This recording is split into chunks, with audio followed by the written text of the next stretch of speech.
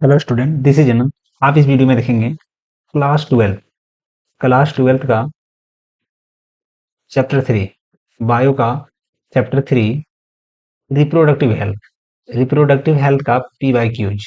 इस पीवाईक्यूज में क्या मिलने वाला है तुमको बालक? मिलने वाली है आज तक झारखंड बोर्ड में जितने भी इस चैप्टर से एमसीक्यू पूछा है, सारे एमसीक्यूज, वो भी कब से लेकर के 2009 से लेकर के 2025 तक। और इस चैप्टर से झारखंड बोर्ड ने आज तक जितने भी सब्जेक्टिव पूछे हैं, सारे का सारे सब्जेक्टिव हम कराने वाले हैं एक एक करके। और जो भी हम एमसीक्यू अगर डिस्कस करेंगे तो पूरा डिटेल में डिस्कस करेंगे बालक।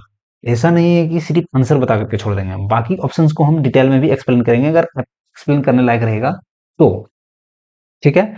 और डेफिनेटली कुछ आपके एग्जाम में जरूर हेल्प होंगे। इस चैप्टर के पीवाईक्यूज को देख करके आप इतना तो जरूर देखेंगे कि झारखंड बोर्ड क्वेश्चन पूछती कैसी है चैप्टर वाइज। ठीक है।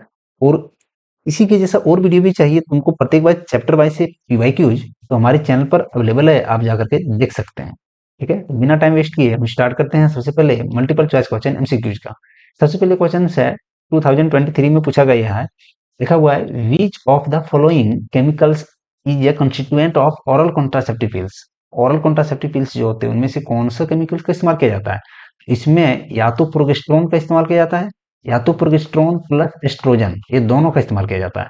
तो यहाँ पे ऑप्शंस के अकॉर्डिंग हम चलेंगे बालक। तो देखो यहाँ ऑक्सीटोसिन एक हार्मोन होता है, बोलता है ये इस्तेमाल किया जाता है क्या? जी नहीं। यहाँ हमको देखना है प्रोजेस्टेरोन हार्मोन का कहाँ इस्तेमाल किया गया है। देखो सी नंबर में प्रोजेस्टेरोन का है, तो ये बिल्कुल ये सही है। अगर प्रोजेस्टेरोन प्लस एस्ट्रोजन ये दोनों रहे तो बिल्कुल वो भी सही होता। बट यहाँ सी नंबर में हमको सिर्फ प्रोजेस्टेरोन मिल गया, इसीलिए बिल्कुल सही मेरा जवाब है ये। ठीक है। अगला सवाल बालक। अगला सवाल 2023 में पूछा गया है which of the following is tested by एमिनोसेंटेसिस। देखो एमिनोसेंटेसिस क्या होता है ना, एक बायोलॉजिकल प्रोसीड्यूर होती है जिसमें जो डेवलपिंग एम्ब्रायो होता है, इसका जेनेटिक हेल्थ, मतलब इसका हेल्थ देखा जाता है, चेक किया जाता है कि सही है कि नहीं। इसके अलावा क्या उसमें कुछ जेनेटिक डिसऑर्डर तो नहीं है, कुछ क्रोमोजोमल डिसऑर्डर तो नहीं है, वो सब चेक किया जाता है। लेकिन इसका इस्तेमाल क्रोमोजोमल के पैटर्न के आधार पर अभी सेक्स डिटर्मिनेशन के लिए बहुत ज्यादा किया जा रहा है, वो भी गलत इस्तेमाल हो रहा है।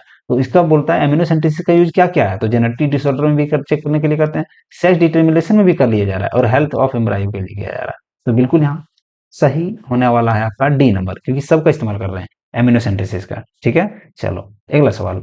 लिखा हुआ है वर्ल्ड पॉपुलेशन डे कब सेलिब्रेट किया जाता है? तो ये 2022 में पूछा गया था। तो वर्ल्ड पॉपुलेशन जो है सो 11 जुलाई को किया जाता है सेलिब्रेट। कब किया जाता है?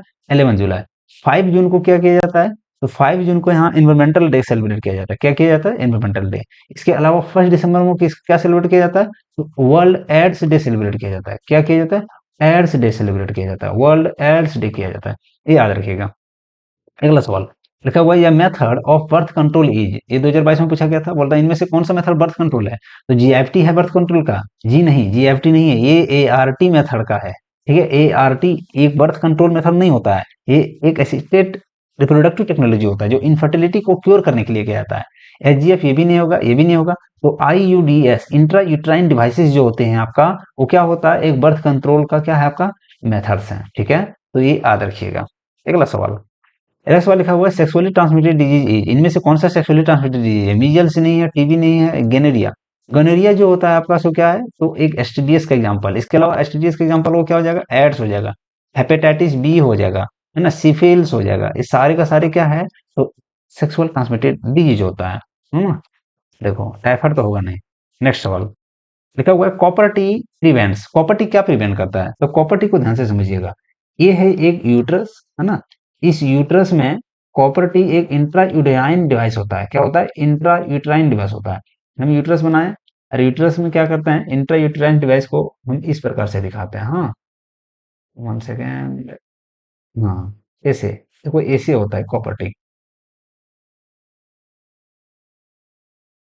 भाई, ऐसे। हाँ। अब इधर से अस्पम गया तो अस्पम की मोटिलिटी को कम कर देती है, इसको फेगोसाइड कर देती है ना, इसको कमजोर कर देती है। तो इससे क्या होता है? फर्टिलाइजेशन नहीं हो पाता है, फर्टिलाइजेशन होने लायक छोड़ता नहीं है अस्पम को, तो फर्टिलाइजेशन को ही रोकता है। क्या रोकता है? फर्टिलाइजेशन को। देखो दूसरा ऑप्शन भी देख लेते हैं। लिखा हुआ एग मैच्योरेशन को रोकता है? जी नहीं। ओवुलेशन को रोकता है? जी नहीं। ओवुलेशन तो यहाँ ओवरी में होता है, जो यहाँ होता है बगल में, इससे कोई लेना देना है ही नहीं, ये तो यूट्रस में फिट होता है। ठीक है। तो यहाँ पर क्या होने वाला बिल्कुल सवाल?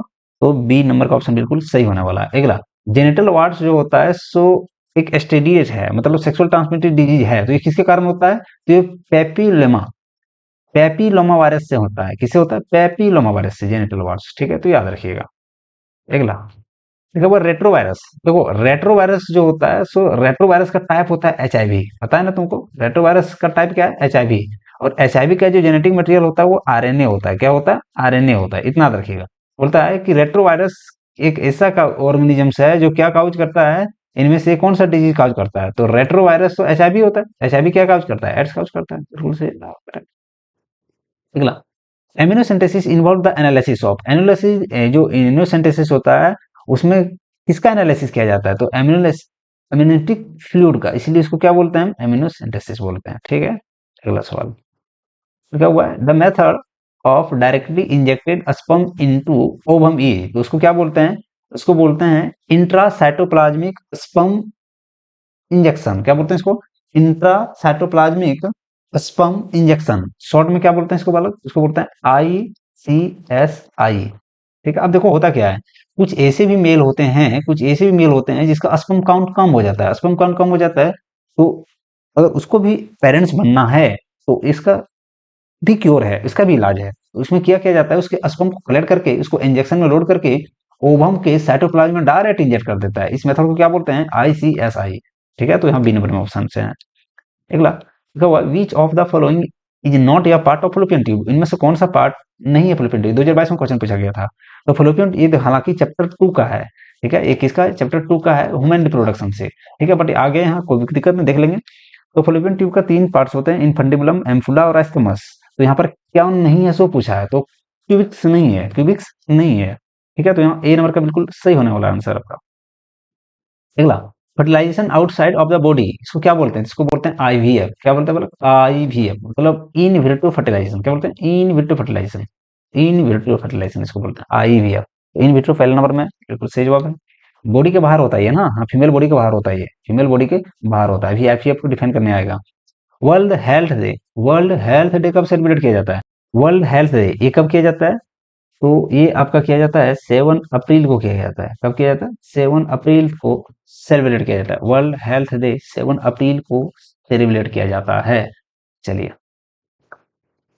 अब आता है सब्जेक्टिव क्वेश्चन। अब क्या आता है? Subjective question. सब्जेक्टिव क्वेश्चन के बारे में थोड़ा सा देखिएगा, है ना। सबसे पहले वेरी शॉर्ट आंसर क्वेश्चन है, बोलता है टेस्ट ट्यूब बेबी क्या है? तो टेस्ट ट्यूब बेबी एक रेफर करता है कि वुमेन्स के बॉडी के बाहर क्या किया जाता है, तो चाइल्ड का डेवलपमेंट किया जाता है। ठीक है, उसको बोलते हैं टेस्ट ट्यूब बेबी। ठीक है, इसको हम IVF के नाम से भी जानते हैं। क्या बोलते हैं? IVF के नाम से हम जानते हैं। ये लिखा हुआ है, पढ़ सकते हैं। ये लिखा हुआ है मेडिकल टर्मिनेशन ऑफ प्रेगनेंसी। ये क्या है? मेडिकल टर्मिनेशन, इसको MTP बोलते हैं। क्या बोलते हैं बालक? MTP। MTP का अपना भाषा में तुम लोग क्या बोलते हो? तो इसको बोलते हैं एबॉर्शन। क्या बोलते हो? एबॉर्शन बोलते हो।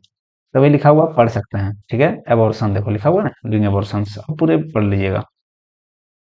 देखो medical termination of pregnancy is the procedure of the doing abortion. Abortion doing किया जाता है, जैसे मान लीजिए कुछ अनवांटेड प्रेगनेंसी हो गई, इसको एबॉर्ट कर दिया जाता है, बाहर किया जाता है। ठीक है, सर्जरी या एनेस्थीसिया का यूज करके। ठीक है, अगला मेथड्स लिखा हुआ है, what are the measures one take you take prevent from the contraceptive STD। बोलते हैं सेक्सुअल ट्रांसमिटेड डिजीज को रोकने के लिए कौन कौन सा तरीका को अपना सकते हैं आप?